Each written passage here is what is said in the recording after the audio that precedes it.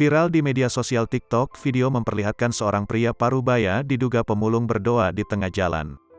Video seorang pria parubaya yang membawa gerobak barang rongsokan mendadak viral membuat warganet terenyuh melihat sang pemulung bersujud sambil berdoa di tengah jalan. Video itu diunggah oleh pemilik akun TikTok @mo0nb0o pada Rabu, tanggal 20 April tahun 2022, dan sontak viral di media sosial. Terlihat dari balik jendela rumah seseorang perekam memperlihatkan bapak-bapak dengan baju yang lusuh membawa gerobak mendadak berhenti di depan rumahnya.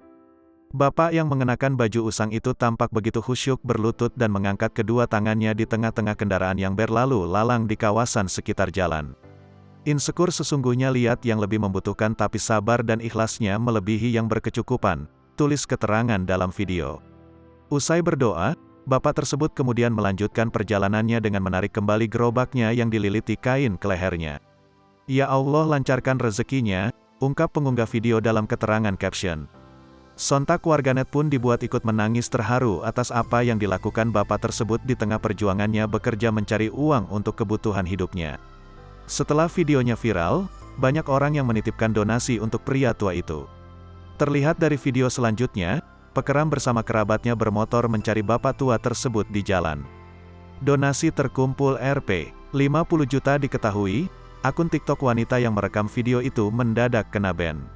Ia pun akhirnya menyampaikan kabar tersebut dari Instagramnya @aulazer. Wanita tersebut tampak antusias bahagia menanggapi unggahannya mendapatkan atensi dari publik hingga banyak yang menyarankan membuka donasi untuk bapak parubaya tersebut. Dari open donasi yang dilakukan, telah terkumpul sebanyak Rp50 juta dalam hitungan 2 hari. Ia mengatakan jika donasi untuk bapak tersebut sudah ditutup sejak pukul 6 WIB tadi pagi, Kamis, tanggal 21 April tahun 2022.